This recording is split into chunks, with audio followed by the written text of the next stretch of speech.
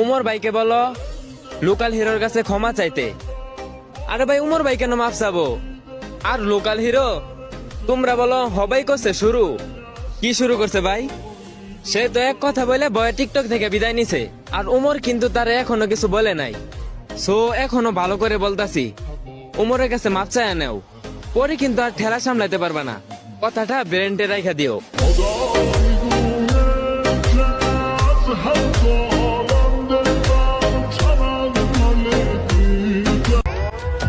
এই খেলাই শেষ খেলা নয়, আমিও শেখাবো কোনটা আতঙ্ক কোনটা ভয়। পরাজয় না হয় মেনে নিলাম, তাই আমিও বোঝাবো বিপদ কাহারে কয়।